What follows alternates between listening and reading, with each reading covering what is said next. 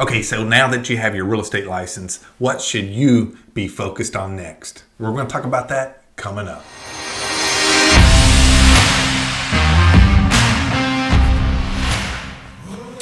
Hey, thanks for hanging out with me today. Hey, if you're a new agent or just thinking about getting into the real estate business, you may want to hit that subscribe button down below because I talk about real estate every week. Now, this week's video is mostly focused on agents that have already joined a brokerage. And you're probably finding yourself searching on YouTube of what to do next. And that's probably how you found this video. And thank you for searching. Thank you for watching. Now, let's talk about what you should be focused on. Now, this past week, I've been talking to some new agents, and I have found out that they are probably focusing on the wrong thing. As I'm talking to these new agents, they're asking me questions about contracts, they're asking me questions about signs and things like that.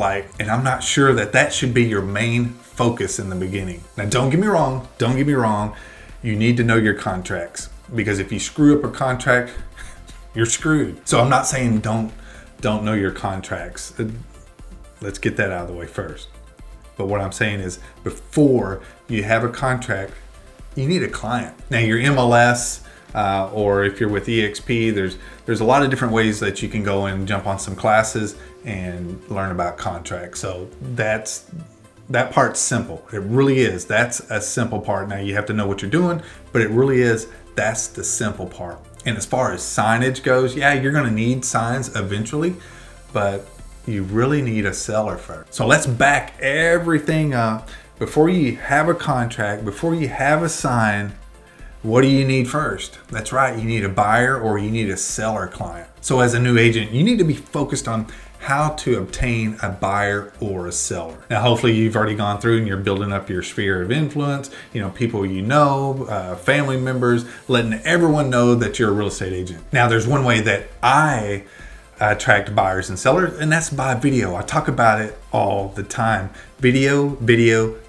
Now, some of my most successful videos are videos about the community, selling the lifestyle of, my marketplace. I talk about events that are happening. I talk about, where the neighborhoods are to live. I focus on the hot spots in the area. So those videos right there attract most of my buyers. So some other videos that I do is I go out and I do house tour videos. Now, I realize you're a new agent and you probably don't have any listings yet, but if you're already with the brokerage, there's probably an agent within your brokerage that has a listing.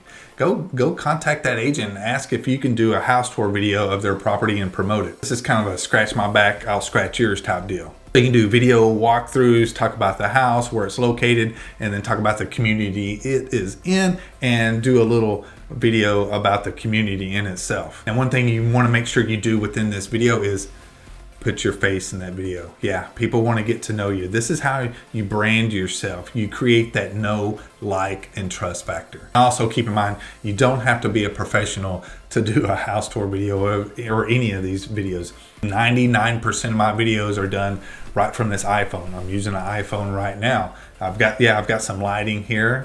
I've got a microphone. I hope it's working.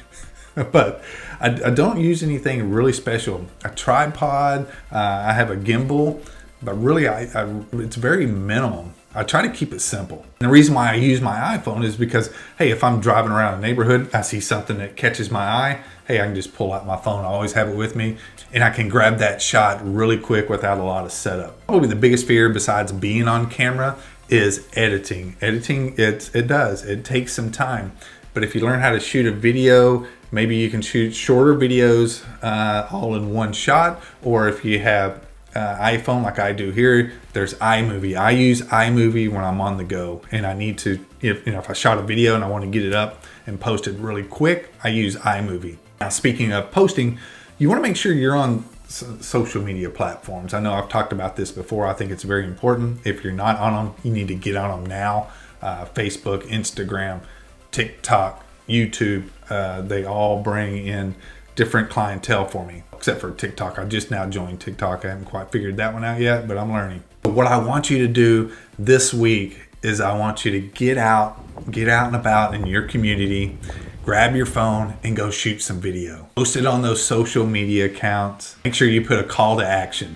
Those buyers or sellers, something to click on, something to look forward to, and maybe in the next video, something like that. But make sure you have some kind of call to action. If you have any questions, feel free to comment down below, contact me. Don't forget to check out these videos right here and make sure you hit that subscribe button. Hey, if you want to jump on a live Zoom call, there's a link down below to do that. All right, thanks for hanging out, and I'll see you next time.